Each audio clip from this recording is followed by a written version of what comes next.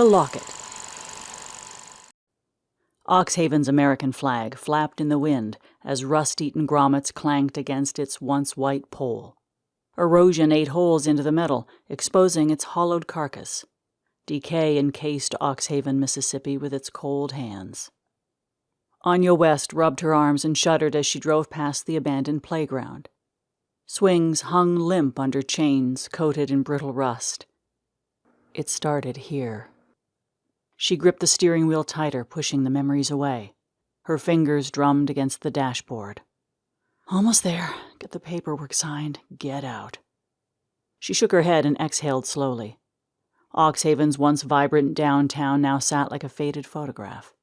Cracked sidewalks bordered sagging storefronts, their windows clouded with grime and vacancy signs. The air carried the faint scent of mildew and exhaust, as if the town was choking on its own stagnation. She'd sworn never to return to Mississippi, but after her grandparents died, she inherited their farm.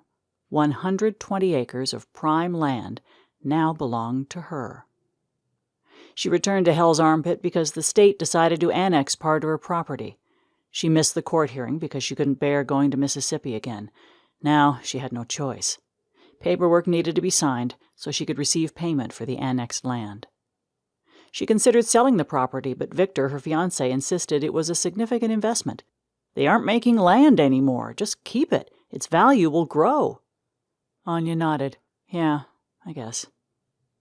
Her cheeks bounced as she navigated her rented Ford Bronco over the dirt road toward the back of the property. Grassy hills framed a serene field where she and her grandfather would watch deer congregate in the evenings. The peaceful land now felt silent, like it would soon cry under the construction's weight.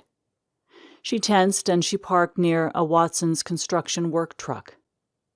Jeremy Donovan waddled towards Anya after she parked and stepped out of the vehicle. She thought the man's stomach looked like it was trying to escape out of his plaid shirt while simultaneously pushing his pants down. Sweat glistened underneath his comb-over hairstyle. His mouth twisted as he pushed oversized glasses up from the end of his nose. Jeremy rested his arms on his rotund belly. Well, Oxhaven's moving on up in the world. Guess you'll sell the place now? He asked, flicking ashes from his cigarette. Anya clenched her fists. Same smirk, same bullshit. That's right. Oreos ain't allowed. These are our swings, springhead. Memories scraped across her heart. She'd been 6 when Jeremy first let the kids torment her on the playground.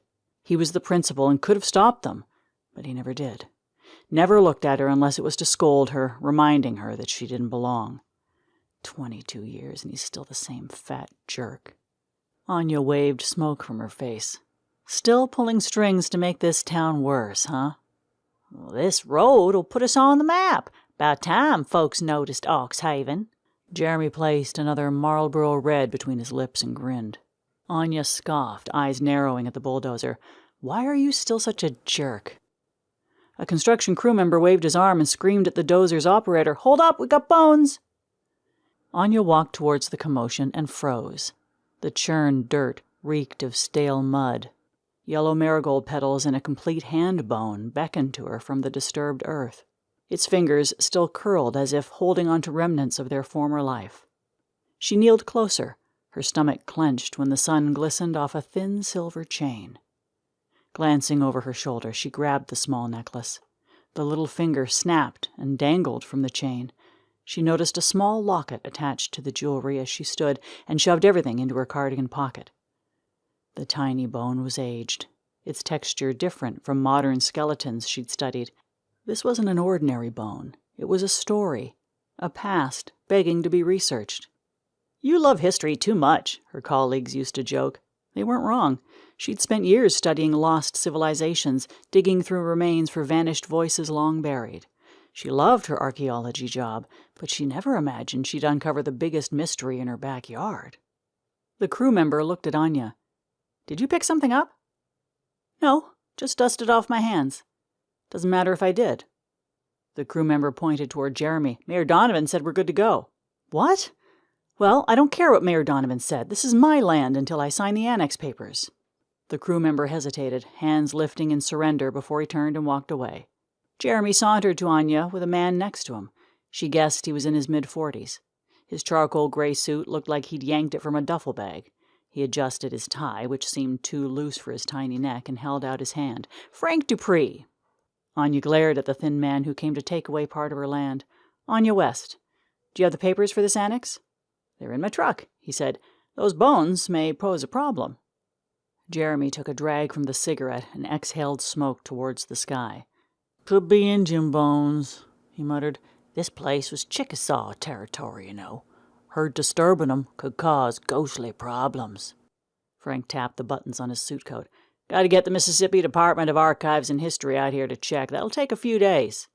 He opened his truck's door. "Here's the annexation agreement. Just need you to sign where it's highlighted." Anya rolled the papers into a tube shape and stuffed them into her back pocket. "It'll take a few days for me to review the details." Frank shrugged. "Guess so." Jeremy took another long, slow drag from his cigarette. He smirked and watched the tobacco smoke drift into Anya's face. "Stop by the Oxhaven hole. Brock got that place spiffed up. It's his place now. Still a bar, but he serves breakfast, lunch, and dinner." Anya sat in her rental. Her Uncle Vernon often checked on the land, but she hadn't heard from him in several months. "Yeah, maybe. I need to check on my grandparents' house. I won't be in town long." She watched Jeremy place his hands on his hips through her rear-view mirror as gravel clanked underneath the Bronco. The sun dipped behind a pine thicket as she turned right at a fork in the road leading to her grandparents' house. Anya pursed her lips and exhaled when she parked in front of the grandparents' home. She pushed the door open, and the scent of mildew and dried pines drifted into her nostrils. Gray wood peeked through the faded siding, and the steps leading to the porch sagged like Oxhaven's weight jumped on them daily. Its shutters lightly popped against the house as wind blew dust tornadoes across the ground. Grandpa would hate to see the house like this. Her grandmother, Dorothy Henshaw, died of old age. Her grandfather, Stan Henshaw, died shortly after. The doctor told Anya and Uncle Vernon that Mr. Henshaw probably died from a broken heart. Her grandfather always kept the area neat. Now it looked like Uncle Vernon decided to neglect the property, maybe out of loss, or maybe due to his advanced age. She stepped inside, brushing dust off a wooden table. A faint scent of chicory coffee still clung to the air. Her grandpa had spent most mornings here retelling the same stories, hunting trips, the ones that got away, and the not-so-bad days when they barely scraped by. Anya traced a deep groove in the tabletop. He chopped deer meat here once, swearing today was nothing compared to what he'd been through growing up. She wiped a tear from her cheek. The house felt smaller now. She turned away from the table, her eyes drifting toward the hallway. She grabbed her chest as it tightened. She'd sworn she'd never step foot inside this house again. Anya remembered the day she came home from school. She was 16 at the time. Her mother's milky white eyes stared at the ceiling, while a needle dangled from her arm. Her dark skin faded into ashy gray tones. Anya kicked a hole in the wall that night, screaming for her grandparents' help. She walked into the living room and ran her hand across the mantel. She sneezed as dust floated from its surface. Uncle Vernon was supposed to keep the place clean, but it looked like he hadn't been there since her grandparents died 7 months ago. The old flag was still there, folded into a perfect triangle, tucked behind a fogged-up frame. She didn't need to see the photo to know who it was. Her father, Mark West, stood grinning in uniform, arms slung around his buddies in Afghanistan. She was 3 months old when he died. He was 23. "Why don't they like me, Mama?" she once asked her mother. McKenna paused, her fingers tightening around the kitchen counter's edge. "I don't know, sweetheart." Her voice quivered. "I don't know why they don't like us." The Wests had cut them off after the funeral. They refused to hold Anya, to look at her, or even acknowledge that she was her father's child. A West. She heard rumors about how the West family stopped an interracial relationship decades ago. Maybe they still harbored the same animosity towards her parents. Anya turned away from the mantel and kicked over a small basket full of old newspapers. Everything in the house was a reminder of why she'd left. After graduation, she packed a suitcase, shoved it into the back of her car, and drove to Arizona without looking back. Arizona had been an escape, a fresh start where no one mocked her curls or called her half of anything. She built a life where she belonged, and yet Oxhaven had pulled her back as if it never intended to let her go. She shoved her hands into her cardigan and stopped when her keys clinked against the locket. Pulling the jewelry and finger bone out, she noticed most of the silver had turned green due to weather and dirt exposure. Etched roses and swirls adorned the front flap, and a small ruby sat in the middle. Using her nails to clean red clay from its hinges, she opened the locket. A small photo flittered out and fell onto the wooden floor. She picked up the faded photo. A thin black woman with a shin-length dress and a white man with his arm around her waist stood in front of a magnolia tree. The sun dipped lower behind the trees, darkening the house, so she flicked on a lamp to illuminate the photo. Who is she? It's like looking in a mirror. Why was she buried with no marker? Anya jumped when her phone buzzed in her pocket. Ah! She smiled and answered the call. Victor, you scared the shit out of me. How? Are you okay? Never mind, she said, putting her hand on her chest. I miss you. Did you go for a run? You sound winded. Anya giggled. No, it's dark here and it's a little spooky. She recounted the day she'd had to him. Her eyes burned when she told her fiancé about seeing people from her past. Sighing, she said, I'll call the Mississippi Forensic Laboratory in Pearl and ask them about a rush job for an old bone. Victor chuckled. That'll cost a lot and still take weeks. Anya sighed. Hopefully I'll get the results before the state. How far is Pearl from the airport in Jackson? About 10 minutes. Why? Victor laughed playfully. I might have bought a ticket, and that ticket may have me landing in Jackson tomorrow morning. Seriously? Anya listened to her scream as it echoed through the house. You're kidding me. I leave in a few hours, and my flight lands at 8:38 a.m. She fell onto the dusty couch and smiled. How long can you stay? We can go to the forensic lab together, maybe grab a bite afterward. Victor chuckled. You sound like a little girl at Christmas. I'm glad you're coming, that's all. I know, just teasing you. Stephen told me to take as long as I need to help you. Everything's covered at the dig site, so we're good to focus on you. Their colleague and boss, Stephen Wilkes, helped them excavate an ancient village they discovered near Phoenix a couple of years ago. It was the largest find she'd been a part of, and that's where she met Victor. Anya made kissing sounds. I love Steve. Hey, you're going to make a man jealous. Well, he is second on my list, didn't you know? Ha! You're a comedian. Anya laughed. Just teasing. I'll see you in a few hours. Anya squinted through coffee steam drifting from her to-go cup. Having you here makes this easier for me. I'm glad I could make it. Victor squeezed her leg. Hopefully the results come in soon. Plus, giving a blood sample for the mitochondrial test was smart. For $7,500, I hope so. Anya typed into Safari on her phone. Looks like Walgreens can enhance the photo. There's one just outside Oxhaven. Victor rubbed his sleeve across his forehead. You didn't tell me how bad this damned humidity is. Feels like I just walked into a sauna. Welcome to hell.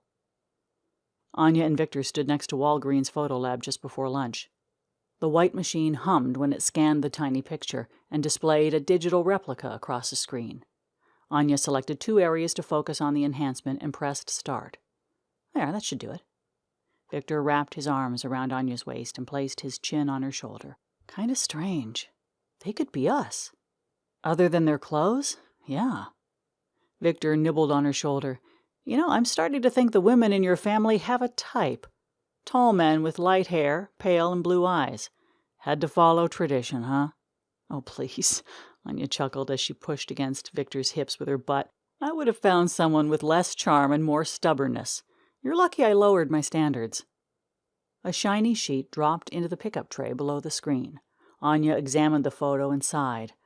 I still need to figure out who she is, who they are. They have to be related somehow. Can we do that after lunch? I'm starving. Me too. Oxhaven Hole is the only place in town. Beggars can't be choosers. Victor parked the Bronco near a dusty payphone booth in Oxhaven Hole's gravel parking lot. The previous owner renovated the town's vacant train station into a dive bar. Stale cigarette smoke permeated the air inside. Wood tables with folding chairs pushed underneath lined the walls, and a billiards table occupied the restaurant's center. Anya guessed the pool table's brown felt was original. Scuff marks and several tears adorned the bed. Cracked slate peeped at customers as they walked by. A frail woman with a pale green shirt that had "Oxhaven Hole is where my heart was stole" written across the front looked at Victor and Anya. She clicked a pen. "How many's in your party?" Victor smiled. "2, please." The hostess flared her nostrils and pursed her lips when she saw Anya. "This way." "Anya? Anya West?" A stocky man with the same pale green shirt trotted towards Anya and Victor. She remembered his freckled face, red hair, and childhood insults. She eyed him, remembering the pudgy kid chasing her from the swings, calling her a spring-headed Oreo. She'd spent years trying to straighten her curls after that. "Yeah, it's been a while, Brock." Looking down, Brock Donovan tapped his boot's toe against the pool table. "Graduation, right?" Anya nodded and sat at the table where the hostess placed their menus. Opening hers to the first page, she glanced at Brock. "This is my fiancé, Victor." "Nice to meet you. Me and Anya go way back." He cleared his throat and continued. "Anya, just want to apologize for being such an ass back then. I don't know what I was thinking."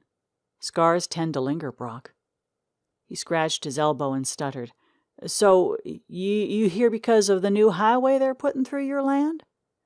Anya nodded as she ordered her food. "Unfortunately." Victor turned and faced Brock. "We may be here a little longer than expected. The bones they found need to be identified before the construction continues." He took a swig of beer and set the bottle down with a thud. "Any place around here where we can find records, photos, old deeds, anything about her land?" Brock buried his hands in his pockets. "The ladies at the Historical Society keep adding things all the time. I'm sure you'll find something there. It's behind the courthouse." He turned to leave and stopped. "If you need anything while you're in town, just holler." Brock scratched his cheek. "Anya, I'm real sorry about when we was kids. All that name-calling wasn't right." "Thanks, Brock." The Historical Society's building hunkered inside the courthouse's shadows. Musty air crawled across the floor as the oversized door jiggled open. Anya rubbed goose pimples from her arms when the door opened and cackled as it hit the wall and danced back towards her. A metal desk sat in the middle of the foyer, and wooden cabinets with what looked like Dewey Decimal System drawers lined the walls. Boxes stacked like parapets surrounded the desk and blocked any further view into the building. A muffled voice floated from a dark corner. "I'll be right with you." Anya squeezed Victor's arm, her pulse thumping in her ears. Victor winced. "Ah! I don't need that skin." Anya released Victor's forearm and pointed at a black and white nameplate attached to the desk. Joyce Donovan. Figures. Oxhaven High School never used the school's textbooks for history. Instead, students learned through Joyce's steady drone, her voice as much a fixture as the flickering fluorescent lights. She never mentioned the government forced the Chickasaw onto reservations. The centerpiece was about the Donovan family. Anya once raised her hand and asked about Oxhaven's black community, but Joyce smirked and moved on with her concocted history lesson. Now, standing in the middle of the Historical Society, Anya doubted she'd find anything real in this place. Victor leaned toward Anya and whispered, "I'm guessing this is the family you told me about?" Anya nodded at the boxes and cabinets. An old Donovan family photo hung next to the desk. Each person's smug expression repressed Oxhaven's history. Yes, and it's a wonder that anyone knows anything about these small towns. Joyce slithered around some cabinets and briefly paused, staring at the pair before she sauntered towards the desk. Her brown dress with yellow daisies swished left and right as she stepped over a dustpan and broom. She glared at Anya over wire-rimmed glasses that sat on the end of her nose. Turning towards Victor, she said, "Can I help you, sir?" "No," Victor huffed while pointing to Anya. "You can help her." Joyce sat behind the desk, straightened her nameplate, and shuffled papers into stacks. "What can I do for you?" Baffled by the blatant brazenness, Anya crossed her arms. "Are there any archives I can use to research old photos?" Joyce didn't look up from her desk. "Well, things have been shuffled around, if you didn't notice. Probably won't be able to find what you're looking for anyhow." "Can you point me in the right direction? I don't mind searching. Plus, I have my fiancé to help." Joyce peered over her glasses. "Like I said, there ain't no way you can find any historical anything while we rearrange our archives." Anya clenched her jaws. "You're right.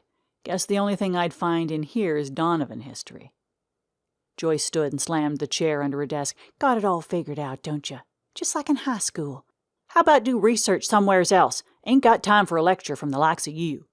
Squeezing her fists into tight balls, Anya leaned across the desk and gritted her teeth. You haven't changed.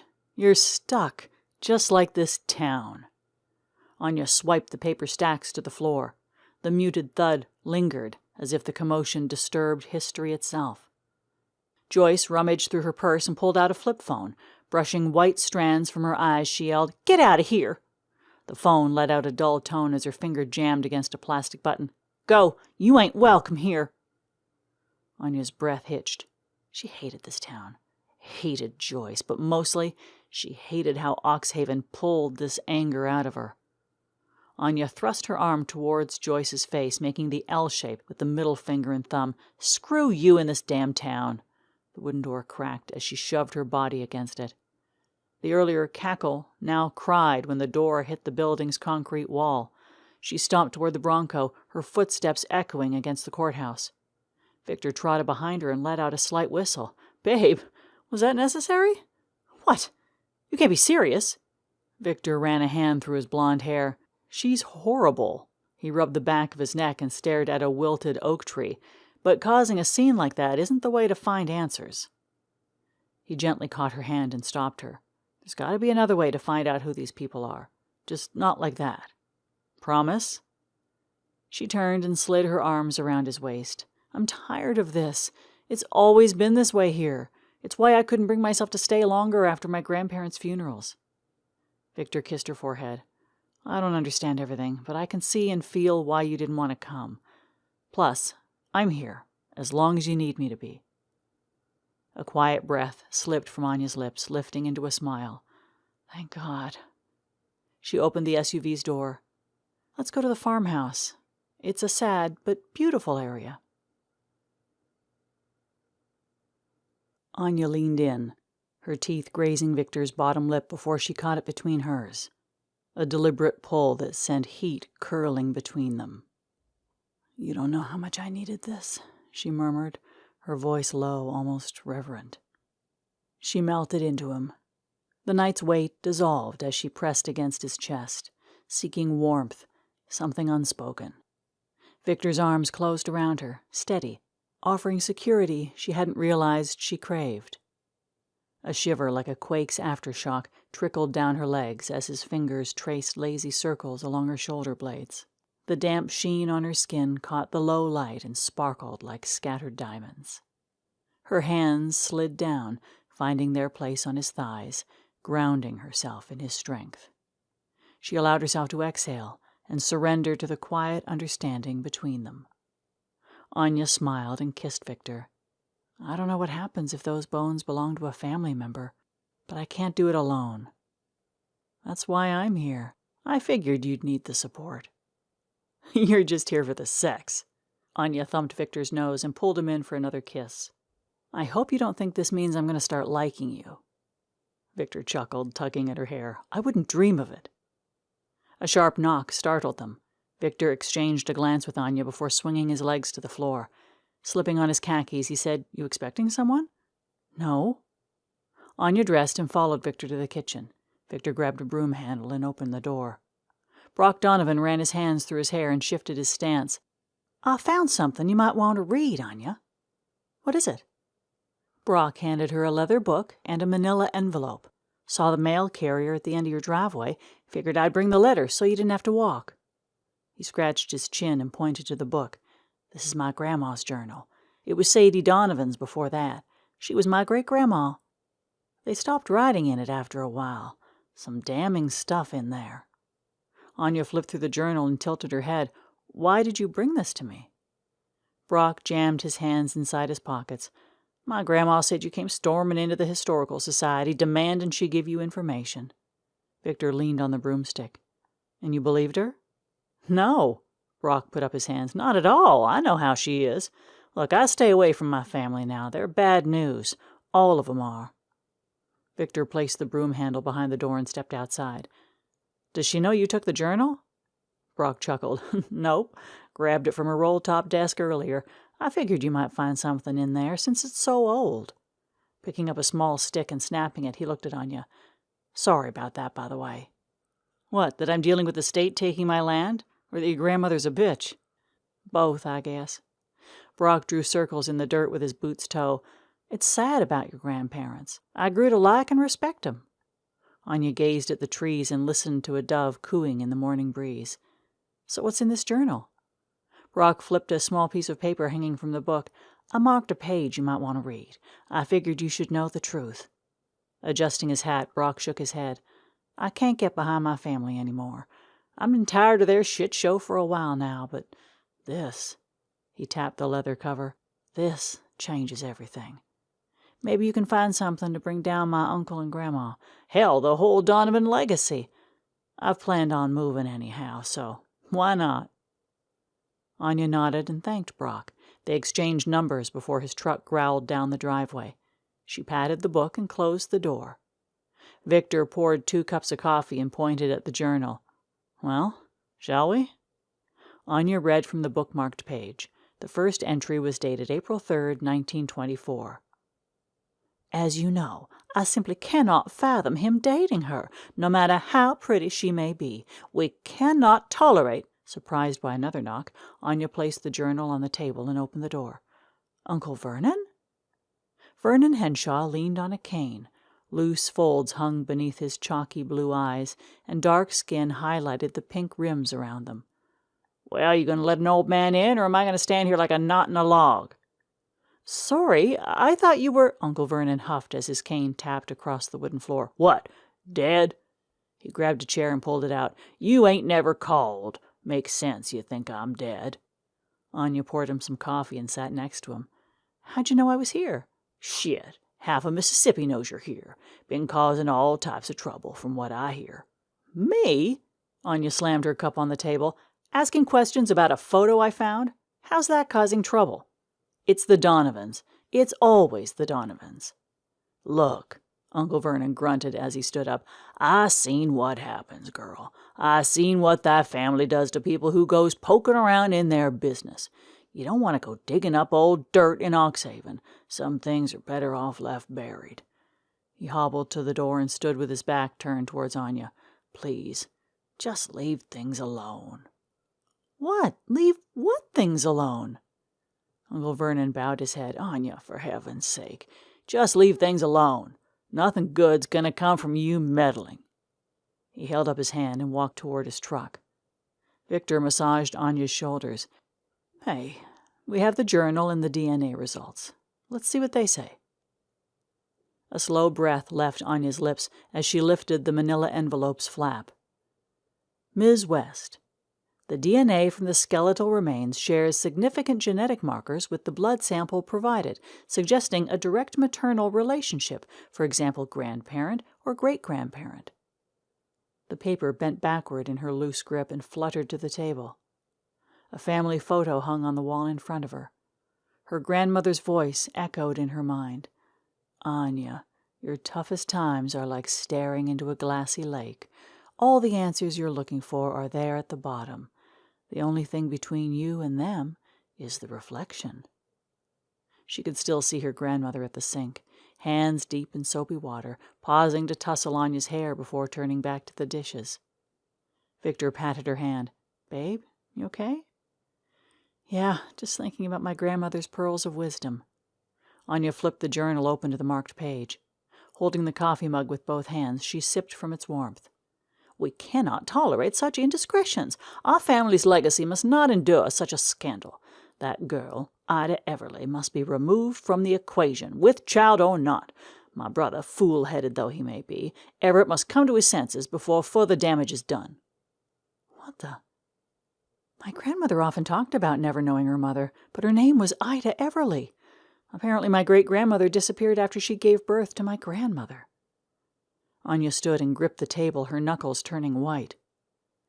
"June 27, 1924. We delivered the baby to a family, and Ida shall no longer be a problem. As for Everett, he'll soon forget about his transgressions. As my civil duty, I planted yellow marigolds for that girl." Victor whistled and said, "What a horrible family."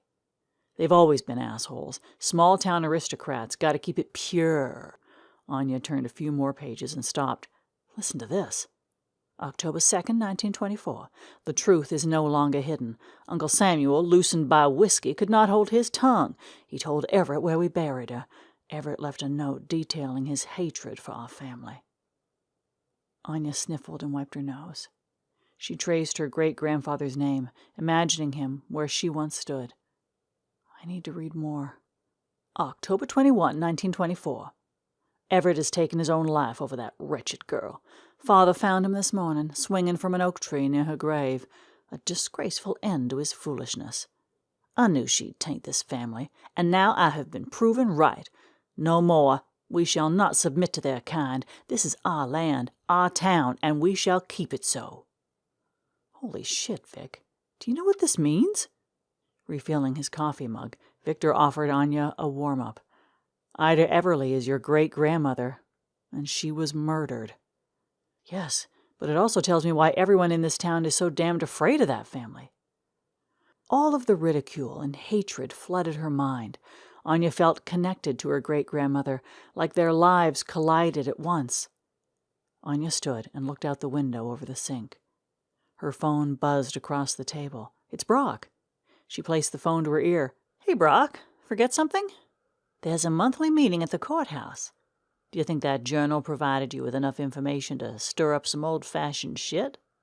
Yeah, I do, Anya smirked. We'll meet you there. Anya parked the Bronco 4 blocks from the courthouse. Brock wasn't lying about the entire county being here. Victor handed the journal and DNA results to Anya. Everyone in the county goes to a town hall meeting? Not normally. It's a monthly meeting, but I guess they do today. Vehicles filled the courthouse's parking lot. The Beast newspaper's van squeaked to a stop in the town square. Anya watched several journalists hop out and jog into the building. What the hell?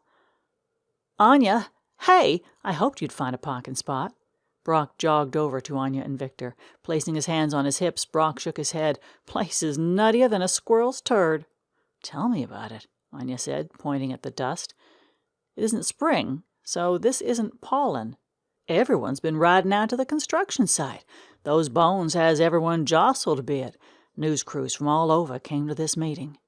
Brock snickered and nodded towards the black van with the Beast stamped onto its side. Fox News from Memphis showed up before our very own got here. Anya patted the journal and letter. Well, are you ready? Brock and Victor nodded as they faced the courthouse. The doors groaned and slammed shut as the trio walked inside. With no seating left, they stood behind the back row. An older gentleman in front leaned and asked if they'd heard about the bones found on the Henshaw land. Brock mouthed, "Yep," to the man as Jeremy Donovan tapped the podium's mic. Old church pews that served as seating for the courthouse cracked as people settled down. A long table with 5 aldermen sat behind the lectern. Ladies and gentlemen, thank you for coming to our town hall meeting. Now, the Mississippi Department of Archives and History determined the bones found at the construction site weren't kin to no Indian tribe. Pointing at Frank Dupree, Jeremy huffed into the mic. So, it's safe to move on with the... A tanned woman interrupted Jeremy. Jade Lumberton, the Beast. What's more important than the people from Whispering Springs? The microphone squealed when Jeremy grabbed the stand. He glared at the journalist. Oxhaven issues take precedence. Now, as I was saying, we need to move on with... Anya stepped into the aisle. Her chest heaved with each breath. Move on with what, Jeremy? She inched closer to the podium, her hands tightening around the journal. You're correct. The bones aren't kin to any Indian tribe. Jeremy gripped the podium's sides. Now listen here. This meeting isn't for someone who's barely here to... Turning left and then right, Anya spoke to the crowd. This journal, given to me by Brock, and this DNA report tells who those bones belong to. She watched Brock as he nodded. Ida Everly, my great-grandmother. That's who the Donovans murdered and buried on my family's land, all because Everett Donovan fell in love with her. Joyce Donovan tapped on the alderman's table. That's fabricated straight from the pits of hell, you lying brat. Wisps of white hair stood on their ends, her hands visibly shaking. Trying to stand, she fell back into the chair. Brock ain't good for nothing, neither. Anya stepped onto the platform and faced the crowd. "Everyone in this town knows Joyce Donovan thinks the sun rises just to hear her crow." Laughs floated across the room like a wave. "Now, I have this journal that belongs to the Donovan ladies. Brock marked a page, and I marked several more. Every area tells the story of how Samuel Donovan murdered Ida Everly so she and Everett wouldn't stain their bloodline." "That's absurd! Gotta be the most preposterous thing I've ever heard." Jeremy dabbed sweat from his neck with a stained handkerchief. "Sheriff, you gonna stop this or what?" Anya watched as an older man stood. His khaki shirt and chocolate brown pants were heavily starched, each crease resembling a razor blade's edge. He adjusted his duty belt and stepped into the aisle. "Well, Mayor, I think this young lady's argument needs to be heard." Anya heard rumors that the sheriff had become tired of the Donovan family controlling the town. Every member of their family had gotten away with some type of crime, and it seemed many were tired of the Donovan reign. "Thank you, Sheriff." Anya held the DNA results above her head. "I had the Mississippi Forensics Lab run an independent test on the bones." Jeremy patted his forehead. She continued. "I gave a blood sample for them to conduct a mitochondrial test." Joyce's lip curled. Her hands trembled as she gripped the table. "You're nothing but a troublemaker, just like your mama. This town was better before your kind showed up." Whispers rippled through the crowd. Victor stepped forward. "You can throw insults all you want, but the facts don't care about your feelings, lady." Joyce's nostrils flared. Her cheeks blotched red. Her mouth opened, but no words came out. A wheeze escaped as her chest deflated. Grinning, Anya continued. "Sheriff, the tests conclusively state that there are significant genetic markers linking me directly to the person buried on my land." She approached the sheriff and handed him the results. "And this gem right here." She held the journal high so everyone could see. "This journal tells the entire story. The Donovans are corrupt. You know it. Everyone knows it." She gave the journal, DNA results, and Locket to the sheriff. "This town deserves the truth, Sheriff. It's about time to do your job."